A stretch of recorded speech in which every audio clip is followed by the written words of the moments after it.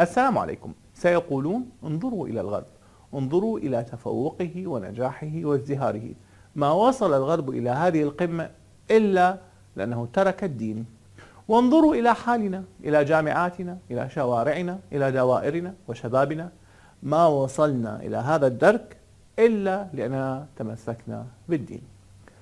حسنا، لن يجدي في هذه المرحلة أن نقدم الإحصاءات عن تفسخ الغرب وانتشار الولادات خارج نطاق الزواج ومعدلات البكارة والانتهاء بسؤال أفترضاها لأختك، لأننا وصلنا إلى المرحلة التي يكون فيها الجواب نعم أرضاها، عدا عن أن الجواب الأسهل، لكننا لا نملك إحصاءات نقدم بها حجم فسادنا، وربما المخبى أعظم.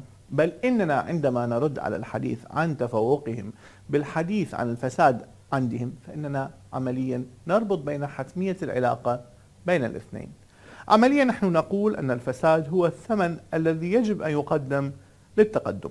أفترضاها لأختك؟ ما لا يجب أن نرضاه لأي أحد هو أن نبتذل الأمور على هذا النحو. ما لا يجب أن نرضاه هو أن نعامل الأمور بهذه السطحية. مبدئيا ربطهم للتقدم مع ترك الدين مغالطة منطقية معروفة، وربما هي أكثر المغالطات المنطقية انتشارا. المغالطة هي السبب الزائف. تقوم هذه المغالطة على العلاقة بين أمرين فيفسر الواحدة بالأخرى. فمثلا إذا زرعت شجرة وأنت صغير وكبرت أنت وكبرت هي، فإن المغالطة ستفترض أن الشجرة تكبر لأنك أنت تكبر.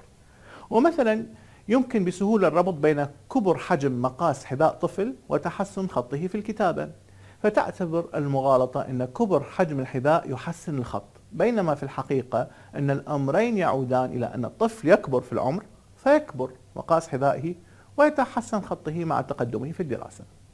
ببساطة وجود شيئين في مكان واحد لا يعني أن أي منهما سبب للآخر. Correlation does not mean causation. نفس المغالطة تستخدم دون وعي مع من يقول انظروا إلى الغرب لقد تفوق لأنه ترك الدين. بالنسبة لهم الأمر هكذا: ألف، الغرب متفوق، باء، الغرب ترك الدين، إذن حسب المغالطة الغرب تفوق لأنه ترك الدين. رغم أن هناك أشياء أخرى كثيرة يمكن أن تكون مكان ترك الدين. مثلا الغرب متفوق، الغربيون بيض، إذن الغرب متفوق لبيض بشرة الغربيين. أو ألف، الغرب متفوق، باء، معظم الغربيين من الجنس الآري، إذن الغرب متفوق لأن الغربيين آريون. وهكذا يمكن اعتبار أي ظاهرة في الغرب سببا لتفوق الغرب. وبالتأكيد هذه المغالطة لا تنفي أن السبب في تفوق الغرب ممكن أن يعود إلى الإلحاد أو إلى الجنس الآري، لكن مجرد وجود الظاهرتين لا يعني أن واحدة منهما سبب الأخرى، ولكن يجب تعريض العلاقة إلى التحقيق والتثبت قبل الاستنتاج. فلنرجع إلى نظرية الغرب تفوق لأنه ترك الدين. الجملة تعني أن التفوق والتقدم يزداد كلما زادت نسبة ترك الدين، وهذا يعني أنه كلما زاد الإلحاد في بلد ما أو مجتمع ما فإنه سيتفوق أكثر. لكن هذا ليس صحيحا. الدولة صاحبة أعلى نسبة ملحدين في العالم هي فيتنام، نسبة الملحدين فيها 81%. في الوقت نفسه فإن فيتنام هي الدولة رقم 129 في معدل الدخل القومي للفرد، والرقم 128 في القدرة الشرائية للفرد. الإلحاد ليس هو السبب بالتأكيد، لكنه لم يكن سببا في أن تكون فيتنام أفضل مما هي عليه. فلماذا يكون هو السبب في رقي الدول الغربية الراقية؟ ولما لا يكون العكس قد حدث، أن تفوقهم هو الذي جعلهم يلحدون، شعروا أنهم قد استغنوا. أقول مثلا لو نظرنا إلى قائمة الدول الغربية الأكثر إلحادا لوجدنا أن الأمر ليس بالصورة القاتمة جدا. 3 دول فقط تتجاوز نسبة الملحدين واللا أدريين فيها 50%: السويد والتشيك وفرنسا. لكن المثير للاهتمام هو الدول الأقل إلحادا بين قائمة الدول الغربية الملحدة. أمريكا هي الأقل إلحادا بين هذه الدول بنسبة بين 3 إلى 9%. هل يمكن أن نقول أن التشيك مثلا أكثر تقدما من أمريكا لأن نسبة الإلحاد فيها أعلى؟ هل يمكن أن تكون هنغاريا وأوكرانيا أكثر تقدما من أمريكا فقط بسبب أنها تركت الدين أكثر مما فعلت أمريكا؟ كانت تلك مغالطة منطقية. السبب الزائف. الإلحاد ليس سبب تفوق الغرب، فماذا إذن؟ عادة يقدم تاريخ تطور العلم والنهضة التي شهدها الغرب أوروبا خاصة على أنه كان صراعا مريرا بين الكنيسة والعلم، وأن ذلك قاد لاحقا إلى تنحية الدين جانبا، وهذا هو الذي يقود إلى نظرية الغرب تفوق لأنه ترك الدين جانبا. الحقيقة ثمة اختزال مريع في هذا. المسيحية لا تختزل بالكنيسة الكاثوليكية التي كانت قد أخذت هذا الموقف فعلا آنذاك، ولكن كان هناك أيضا مذهب جديد صاعد لعب دورا مهما في تطور الغرب ونهضته، ألا وهو مذهب لوثر الذي قاد الإصلاح الديني وأدى لاحقا إلى إنشاء البروتستانتية. لم تتخذ البروتستانتية موقفا مساندا فقط للعلماء والاختراعات، بل هناك الكثير من الدراسات التي تشير إلى أن إرساء نمط تفكير جديد وتفسيرات جديدة للكتاب المقدس وتقويض سلطة الكنيسة الكاثوليكية في الأماكن التي انتشرت فيها البروتستانتية قد شجعت العلماء في أماكن أخرى لا تزال تحت نفوذ الكنيسة الكاثوليكية على التفكير بطريقة أخرى معارضة للفهم التقليدي في العالم. من ضمن هذه الدراسات ما صار يعرف الآن بأطروحة ميرتون في تاريخ العلم، والتي تربط بين نشوء البروتستانتية في أواخر القرن الخامس عشر والإصلاح الديني في أوائل القرن السادس عشر، وبين الثورة العلمية التي بدأت فعليا بكوبرنيكوس بعد بضعة عقود فقط. ليس هذا فقط، لكن البروتستانتية أيضا تربط بالكثير من المفاهيم المعاصرة مثل الحرية والليبرالية والفردية وحتى شكل الدولة الحديثة، كما أنها ساهمت في ازدهار الطبقة الوسطى، وساهمت أيضا في نشوء الرأسمالية، كما أكد ماكس ويبر في نظريته الأهم التي قدمها في كتاب الأخلاق البروتستانتية وروح الرأسمالية. ومما لا شك فيه أن الكثير من قيم العمل وأخلاقياته في الغرب اليوم مثل احترام الوقت والإتقان، والتي تعتبر اليوم منفصلة عن أي مفهوم ديني، كان لها في أصلها عندما انتشرت في الغرب في البداية كان لها أساسا دينيا بروتستانتيا، حيث كان البروتستانت ينشرون هذه القيم على أنها مفاهيم الدين الصحيح، أي أن نظرتنا اليوم عن أخلاق العمل العلمانية في الغرب هي غير صحيحة تاريخيا، لقد غرست في البداية في العقل الجمعي الغربي البروتستانتي خاصة على أنها قيم دينية، ومن ثم سارت الأمور على نحو مختلف دون أن تزول هذه القيم.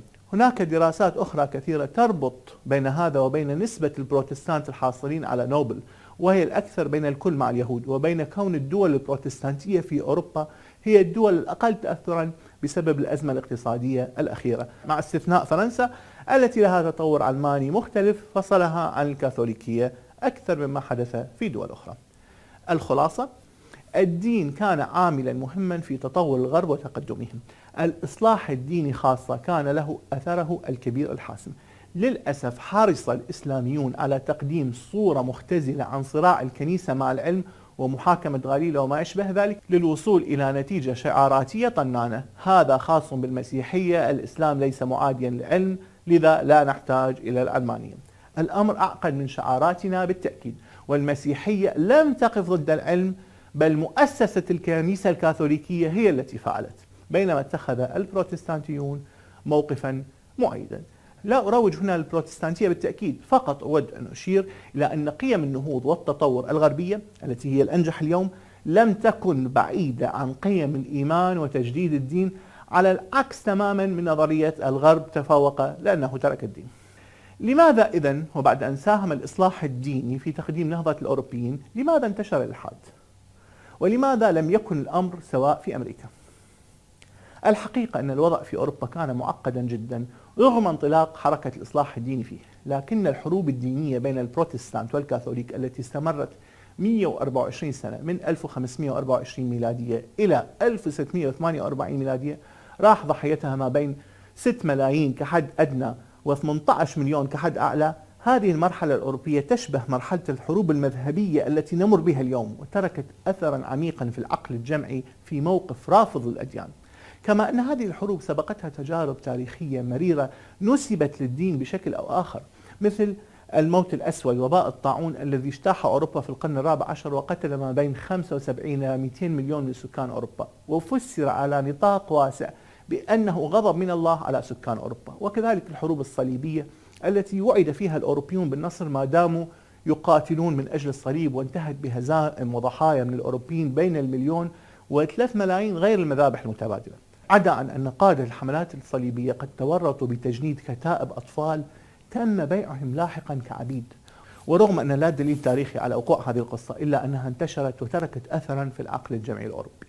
كل هذا ساهم كما يعتقد كثيرون في جعل الأوروبيين بالتدريج أقل اهتماما وتمسكا بالدين، ومن ثم تفاعل هذا كله مع حرب الكنيسة مع العلم وإنهاء سيطرتها، ومن ثم مع الاكتشافات العلمية التي هزت النظرة إلى الكتاب المقدس، ومن ثم مع أهوال الحربين العالميتين الثانيتين التي أضافت فصولا جديدة مروعة لمشكلة الشر في العالم. ومن ثم تفاعل كل ذلك ليصل إلى نسبة إلحاد مرتفعة في أوروبا. أما في أمريكا فقد انطلقت البروتستانتية من أوروبا إليها لتكون أكثر حرية وأكثر مرونة، ولتعمل على أرض جديدة دون التجارب التاريخية المريرة، ولتتحول إلى عامل إذكاء للمنافسة الرأسمالية وتشكيل الحلم الأمريكي. بعبارة أخرى، تمكنت البروتستانتية أن تجدد القيم الدينية التي تحملها وأن تساهم على نحو إيجابي في بناء أمريكا، ولعل هذا يفسر أن أمريكا هي من بين الدول الغربية الأقل إلحادا. ماذا عنا؟ لا شك أن للكثير من مشاكلنا جذورا دينية. اختلط الدين عندنا بالسياسة وبالتاريخ على نحو يجعلنا نكاد نفقد الثلاثة بالإضافة إلى المستقبل. الكثير من تخلفنا، من حروبنا، من نزاعاتنا، من تدهورنا في كل شيء له جذور في مفاهيم معينة نسبت للدين بشكل أو بآخر. لكن ترك الدين لن يحل هذه المشاكل، سنتقاتل فيما بيننا تحت شعارات أخرى. لكن الحل يكون في مواجهة هذه المفاهيم وإصلاحها من جذرها. في غابات الأمازون في البرازيل ثمة قبيلة بدائية اسمها بيراها، تعيش على ضفاف الأنهار، تعيش حياة بدائية تماما.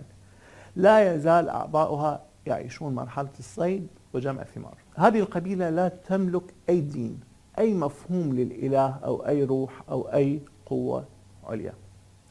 لا أقول هنا أن عدم امتلاك الدين هو السبب في بقائهم متخلفين، بل أقول أن ترك الدين لو كان ينفع لنفع البراهة.